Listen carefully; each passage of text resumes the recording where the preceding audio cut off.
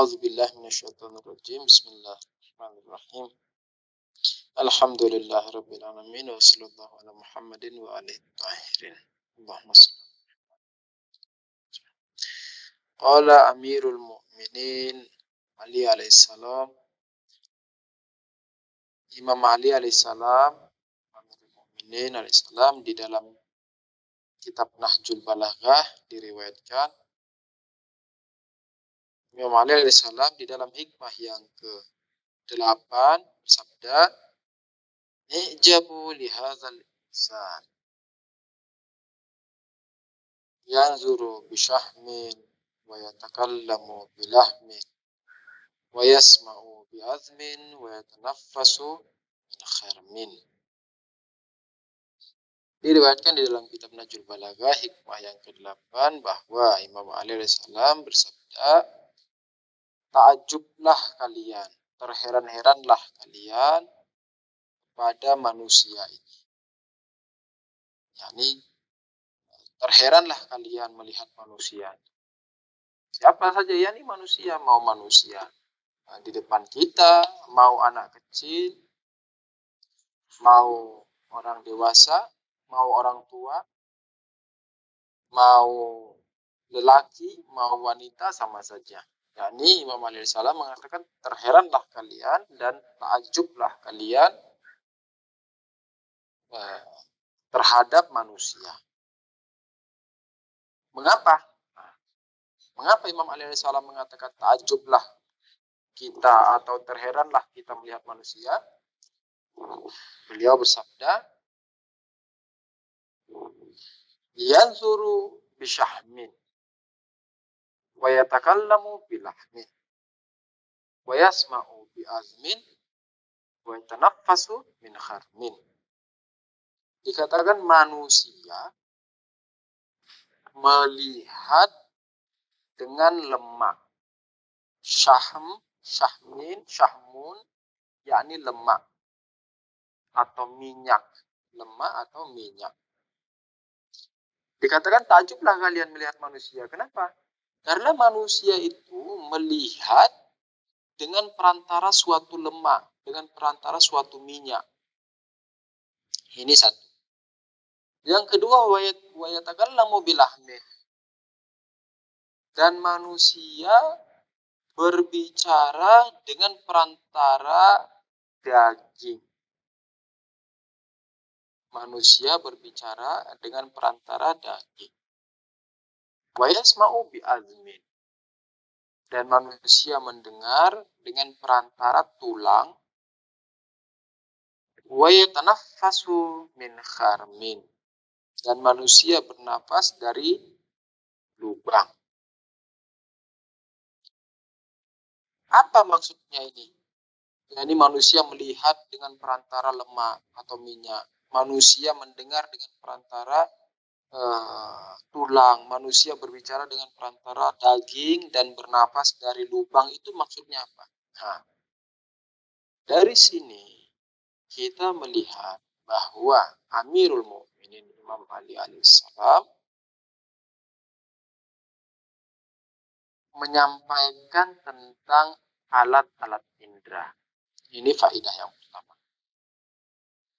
Faedah yang pertama bahwa Imam Ali alaihissalam menyampaikan tentang alat-alat indera. Indera yang pertama, indera melihat. Yanzuru bisyahmin. Manusia melihat. Manusia melihat. Berarti indera apa yang dibahas? Indera penglihatan. Lalu pertanyaan, manusia melihat itu pakai apa? Manusia melihat pakai mata. Nah, kenapa terus Imam Ali alaihissalam mengatakan yanzuru bisyahmin, bukan yanzuru bi ainin? Yani kenapa Imam Ali mengatakan manusia melihat itu dengan minyak, bukan dengan mata? Padahal alat indera kita dalam penglihatan adalah mata. Tapi Imam Ali alaihissalam mengatakan manusia melihat itu dengan perantara apa? Perantara minyak atau lemak. Ini tidak ada bedanya, yakni dua hal ini antara perkataan Imam Ali alaihissalam yang turut syahmin, yakni manusia melihat dengan perantara lemak atau minyak itu tidak salah. Nah, kenapa tidak salah? Karena di dalam ilmu pengetahuan kedokteran dinyatakan bahwa mata manusia itu dipenuhi dengan lemak. Mata manusia dipenuhi dengan minyak. Ini yang pertama. Jadi seakan-akan ada di dalam kaidah bahasa. Di dalam kaidah bahasa Arab, mungkin antum sebagian pernah belajar bahasa Arab, nahwu, shorof atau balaghah, bahwa ada pembahasan taglib atau ghalabah. Maksudnya apa? Maksudnya begini, Anda kasih contoh. Misalnya di depan kita ada 4 orang laki-laki dan 1 perempuan. Di depan kita ada 4 orang laki-laki dan 1 perempuan. Maka cara kita memanggil mereka semua, berarti ada berapa di depan kita orang itu? Ada berapa orang? Halo, ayo, jangan karena puasa terus gagal fokus. Ada berapa orang berarti di depan kita? 5. 4 laki-laki. Oke. Kalau perempuannya hamil ada berapa? Ada 5 laki. Tetap 5. Karena kan belum jadi orang. Betul. Ahsan. Nah, ini cara belajar logika. Ahsan. Itu baru namanya pintar. Jadi sekalipun puasa tetap harus pintar. Kenapa?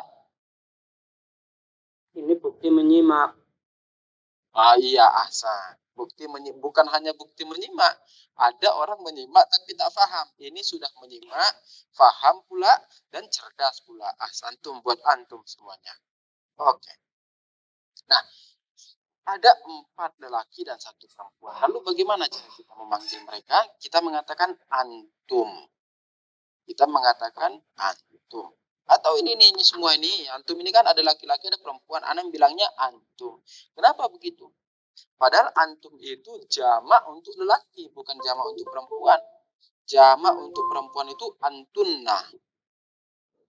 Jamak untuk perempuan itu antunna. Tetapi saya mengatakan antum.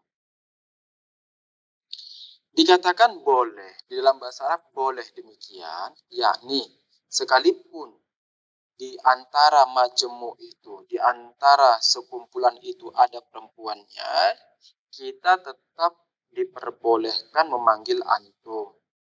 Alasannya kenapa? Nah, dikatakan karena taglib. Apa itu taglib? Yakni kebanyakan. Yakni kebanyakan dari satu majemuk itu adalah lelaki.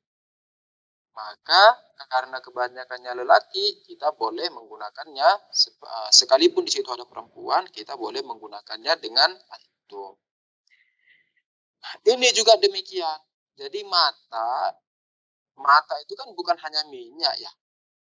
Di dalam mata itu ada minyaknya, kelenjar minyaknya. Ada garamnya. Itulah mengapa kalau antum mendengar kisah Karbala, kisah Asyura, lalu meneteskan air mata, atau antum lagi bermunajat di malam-malam sahar antum mendekati subuh, munajat, lalu menangis, terseduh, menetes, terus terkena terkena belahan bibir itu akan merasa bergaram. Kenapa merasa bergaram? Karena di dalam mata juga terdapat garamnya. Jadi di dalam mata itu ada kelenjar garam, ada larutan garam ya. Ada semacam istilahnya kalau di bahasa kedokteran mungkin kelenjar. Kelenjar. Kalau di bahasa falsafah disebut kuwah. atau daya. Yani ada kelenjar yang menghasilkan garam, larutan garam, makanya terasa asin. Lalu ada air juga dan ada minyak. Namun dari keseluruhannya bagian terbesar dari mata itu adalah minyak. Makanya dikatakan manusia melihat dengan lemak atau dengan minyak. Kenapa? Karena bagian terbesar dari mata adalah lemak. Ini satu. Maka dikatakan Imam Ali salam di dalam Nahjul Balaghah mengatakan yang zuru bisyahmin. Manusia itu melihat dengan lemak. Maksudnya yakni dengan mata. Lalu kenapa Imam Ali mengatakan dengan lemak bukan dengan mata? Karena sebagian besar dari mata itu adalah lemak, tersusun dari lemak. Ini satu. Yang kedua, wa yatakallamu bilahmin. Katakan manusia berbicara dengan daging. Yaitu apa? Yaitu lidah. Yaitu lidah. Yakni lidah kita ini tersusun dari daging-daging. Lidah tersusun dari daging-daging. Nah, namun Imam Ali tidak mengatakan wa yatakallamu bil lisan, yakni manusia berbicara dengan lidah, tidak. Melainkan dikatakan wa yatakallamu bilahmin, manusia berbicara dengan daging. Kenapa Imam Ali salam tidak mengatakan lisan, namun mengatakan lahmin? Di dalam ilmu balaghah bahasa Arab ada istilahnya pembahasan badi. Ada ma'ani, ada bayan, ada badi. Ada pembahasan tentang majas. Majas, atau kalau kita di bahasa Indonesia itu majazi ya. Istilahnya kalau tidak salah itu majazi. Apa itu majazi? Majazi, ya nih. Ini bukan majazi dalam bahasa, bukan majazi yang antum pahami dalam bahasa Indonesia ya, bukan. Karena kalau majazi dalam bahasa Indonesia itu kan ada hiperbola, ada ini, ada itu. Bukan itu maksudnya. Majazi yakni majazi di dalam bahasa Arab atau balaghah, ilmu balaghah. Karena kitabnya juga kitab Nahjul Balaghah, kita juga sedikit menyinggung tentang ilmu balaghah. Majazi ada banyak model. Ada kinayah. Kinayah itu apa? Kinayah itu begini. Kinayah itu seseorang menyampaikan suatu kata,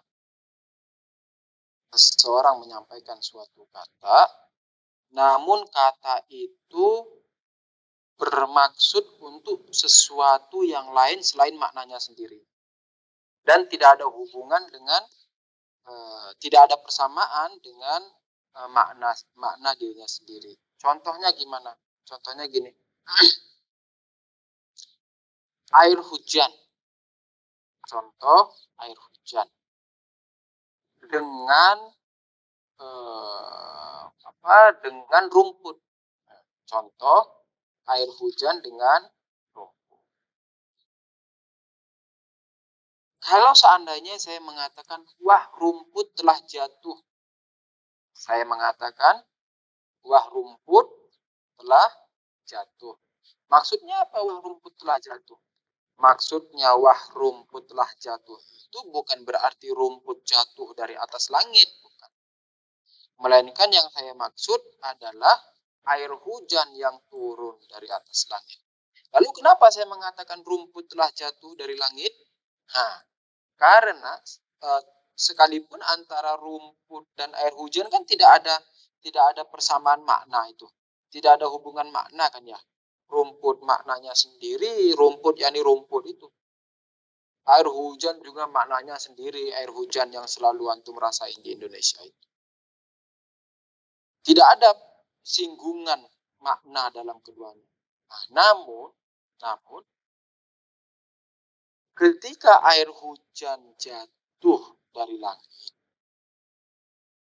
maka akan menyebabkan rumput-rumput itu semerbak, akan menyebabkan rumput-rumput itu meruak, akan menyebabkan rumput-rumput itu bermekaran.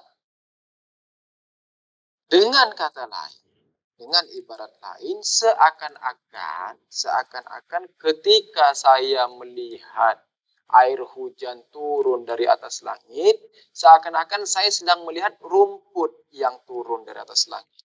Nah, ini disebut dengan kinayah. Hal ini juga demikian. Imam Ali alaihissalam ketika mengatakan wa yatakallamu bilahmin juga demikian. Yakni bukan maksudnya dengan daging berbicara, bukan. Namun apa? Yakni, nah ini indahnya ketika mempelajari hadis-hadis dan perkataan-perkataan para a'immah dengan pendekatan bahasa Arab. Yani kalau kita mengetahui nahwu, shorof, balaghah itu akan lebih indah. Dan juga ilmu mantik, filsafat, kalam, sehingga tidak salah dalam memahaminya. Nah, dikatakan wa yatakallamu bilahmin. Maksudnya bukan dengan daging, bukan.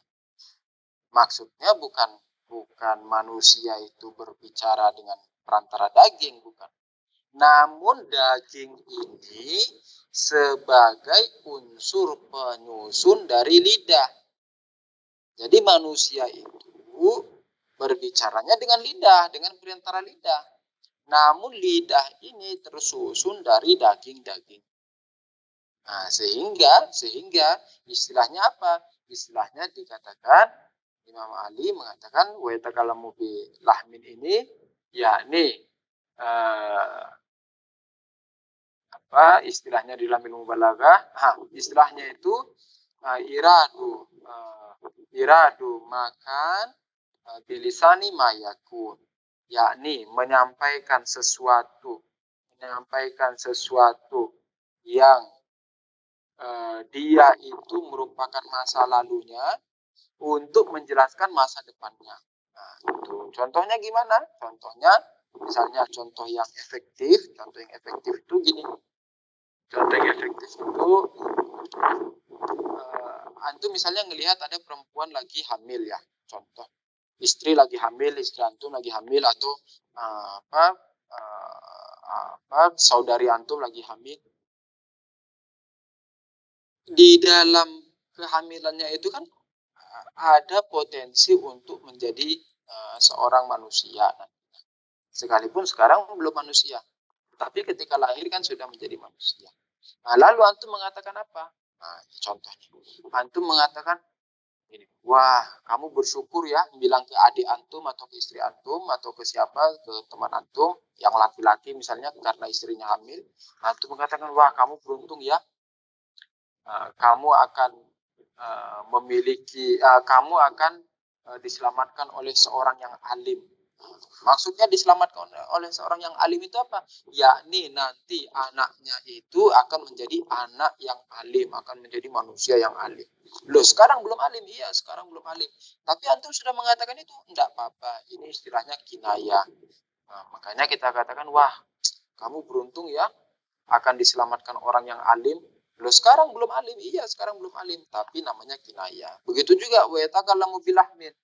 Loh, daging itu kan bukan lisan, daging itu kan bukan lidah. Iya, daging bukan lidah, tetapi daging itu akan membentuk lidah nantinya. Nah, gitu. Oke ya. Kemudian wa yasma'u bi azmin, dan mendengar dengan perantara tulang.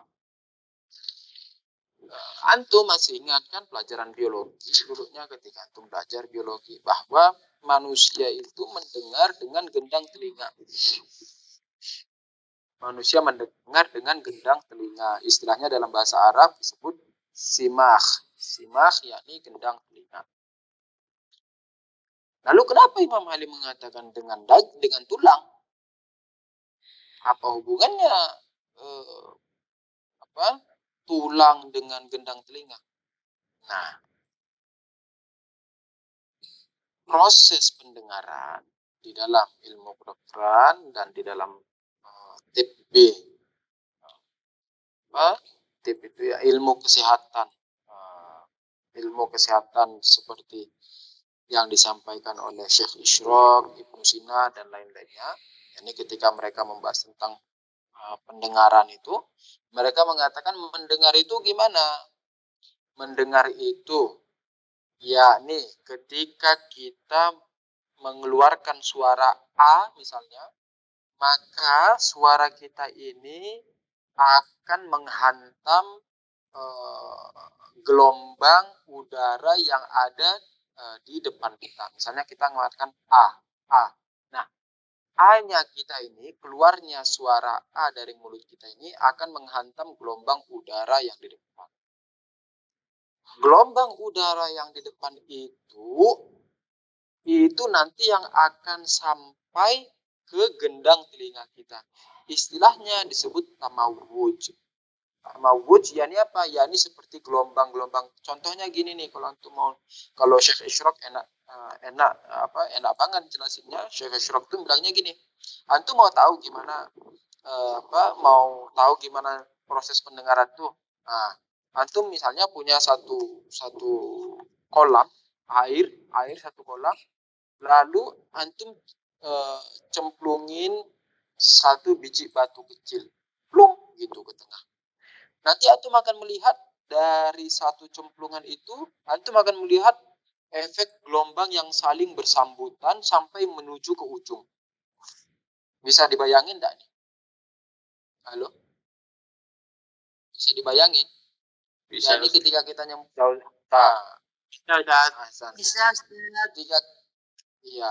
ketika kita nyemplungin batu itu kan ada sambutan gelombang yang akan sampai ke ujung. Nah, di ujungnya itu anggaplah gelombang telinga kita. Jadi nanti gelombang itu akan sampai ke gendang telinga, barulah kita mendengar sesuatu. Lah, gendang telinga kan bukan tulang. Nah, kita kan akan bertanya ke Imam Ali alaihissalam. Gendang telinga kan bukan tulang, gendang telinga itu kan istilahnya ghisya, dalam bahasa Arab ghisya, yakni selaput tipis. Makanya disebut dengan gendang telinga atau tabel. Istilahnya tabel, gendang telinga atau ghisya, yakni semacam selaput tipis. Makanya bahaya banget kalau misalnya antum tusuk-tusuk telinga itu, hati-hati, jangan ditusuk-tusuk banget kan, enak tusuk telinga, keterusan bisa berdarah, gendang telinganya rusak, selaput telinganya rusak, tidak bisa dengar lagi, bahaya. Nah, lalu kenapa dikatakan dengan tulang? Nah, karena si gendang telinga ini dia semacam drum-band-drum-bandan, kalau tahu tuh drum-band-drum-bandan. Nah, gendang telinga itu modelnya seperti itu. Dia di atas menggantung. Dia di atas bagian telinga menggantung. Bentuknya seperti drum-band-drum-bandan. Jadi nanti gelombang udara itu menyentuh dia tes gitu. Nah, si gendang telinga ini tersangkut pada sebuah tulang. Dia tersangkut pada sebuah tulang, yakni dia bergantung pada sebuah tulang. Dengan kata lain, kalau tulang itu tidak ada, maka si gendang telinga ini tidak akan bisa bekerja dengan efektif, tidak akan bisa mendengarkan apapun. Sehingga darinya, apa yang bisa dipahami? Yakni si gendang telinga ini bergantung kepada tulang tempatnya bersandar. Maka dari sini dapat terpahami bahwa yang dimaksud Imam Ali alaihissalam wa yasma'u bi azmin, yakni maksudnya sekalipun yang mendengar itu gendang telinga, iya benar, tetapi gendang telinga itu dia bersandar dan bergantung pada si tulang telinga. Oke, ini satu. Lalu dikatakan wa yatanaffasu min kharmin. Manusia itu bernapas dari lubang. Ini lubang apa pula nih? Yang pertama, Ibnu Abil Hadid mengatakan ketika mensyarah ini, dia katakan, iya memang manusia itu bernapas dari lubang. Apakah dia bernapas dari lubang hidung satu? Melalui lubang, Pak. Iya, betul. Jadi Ibnu Abdul Hadid mengatakan manusia itu memang bernapas dari lubang. Lubang apa? Yang pertama, bisa jadi lubangnya adalah lubang hidung atau lubang mulut. Nah, lubang mulut kan juga lubang.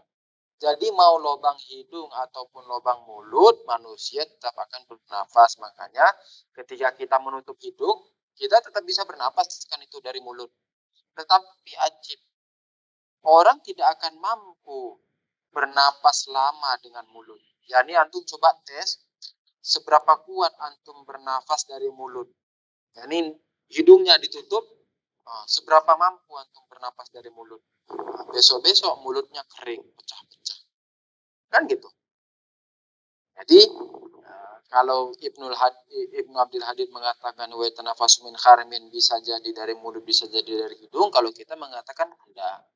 Yani wa tanafasu min kharmin, yani maksudnya dari hidung saja itu. Kenapa? Karena dari mulut sekalipun bisa, tapi itu bukan tempat kebiasaannya bernafas. Yani kita menarik hidung, menarik udara itu bukan dari mulut itu. Memang keluarinnya dari mulut, tapi nariknya kan dari hidung.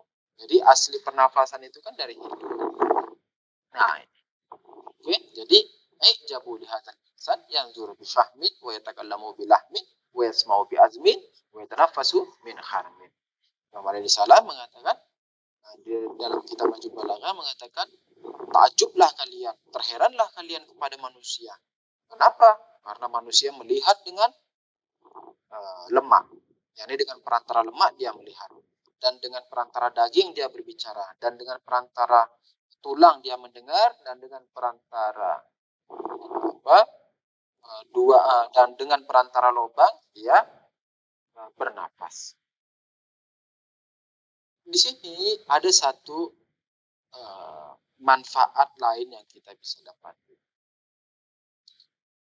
Manfaat lainnya apa? Imam Ali mengatakan dengan lemak, dengan daging, dengan tulang, dengan lubang. Pertanyaannya, memangnya semua lemak bisa melihat? Memangnya semua daging bisa mendengar, bisa berkata? Memangnya semua tulang bisa mendengar? Memangnya semua lubang bisa bernafas? Kan enggak. Orang yang sudah mati misalnya, mata masih ada, hidung masih ada, mulut masih ada, yakni dagingnya masih ada. Tapi tidak melihat, tidak mendengar, tidak berbicara. Lalu apa maksudnya? Dari sini makanya saya katakan ada manfaat lain. Manfaat lainnya itu apa? Kalau ini kan yang ini kita hanya melihat dari sisi zahir saja ya. Hanya melihat dari indra zahir atau indrawi saja. Nah, ada juga istilahnya indra batin. Atau kalau orang-orang yang suka kebatinan ini istilahnya dengan indra keenam. Dengan indra keenam. Yaitu apa? Yaitu nafs. Yakni nafslah, nafs yakni ruh, nafs yakni jiwa, nafs yakni ruh.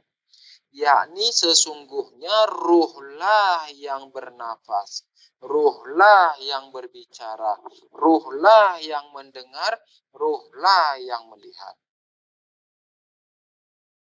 Yakni ruh. Jadi kalau di tingkatan filsafat itu dikatakan ada jauhar, ada arat. Jauhar itu ada 5, ada akal, ada nafs, nafs yakni ruh itu, yakni jiwa itu. Ada jism tabi'i, ada surah, ada maddah. Nah, ruh dikatakan ruh itu yakni nur mujarrad. Syekh Isyraq Surawardi di dalam Hikmat Isyraq mengatakan nur ruh atau nafs itu yakni nur mujarrad, yakni apa? Cahaya non materi, yakni zat non materi.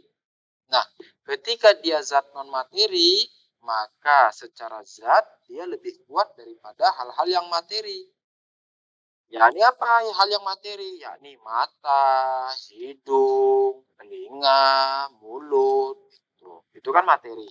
Nah, karena si jiwa ini, si ruh ini, dia non materi, maka dia lebih kuat dari yang materi, lebih kuat dari mata, lebih kuat dari mulut, lebih kuat dari telinga, lebih kuat dari alat pernapasan itu. Karena dia lebih kuat, maka dia mengatur. Maka disebut nafs itu selain dia disebut dengan ruh, istilahnya juga disebut dengan kuwah mutasarrifah. Atau disebut dengan nur mutasarrif.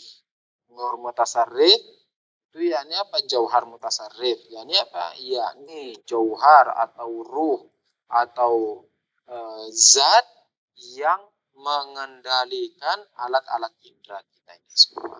Itulah mengapa orang mati sekalipun dia matanya masih bagus, masih bisa didonorkan misalnya. Begitu juga telinganya, begitu juga dengan mulutnya, begitu juga dengan pernafasannya. Tapi dia tidak bisa melihat, tidak bisa mendengar, tidak bisa berbicara.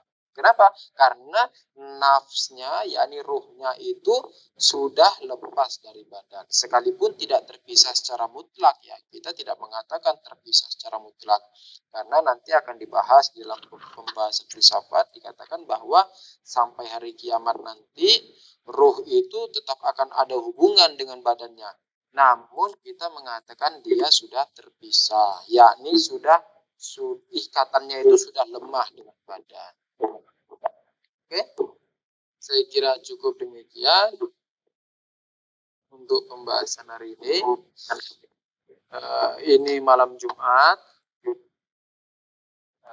dan juga di bulan Ramadan, yakni hari kedua atau hari ketiga berdasarkan keyakinan masing-masing. Ada yang yakin hari kedua, ada yang yakin hari ketiga. Kita doakan untuk kezuhuran Imam Zaman Fatullah Syarif, untuk para ulama maroji, khususnya Rahbar Muazzam Hafizahullah, untuk para asatid kita, khususnya marhum Ustaz Hasan Abu Ammar, marhum Ustaz Husain Habsyi, marhum Kang Jalal, untuk para mujahidin, untuk para mukawwami, untuk para pejuang-pejuang Islam, semoga mereka dimenangkan di atas kaum mustakbirin dan kaum zalimin, insyaallah taala. Kita kirimkan Al-Fatihah dan sholawat. Allahumma shalli ala Muhammad wa Muhammad wa ajil. Bismillahirrahmanirrahim. Ar-Rahmanir-Rahim. Suratul ladzina. Masykurin semuanya.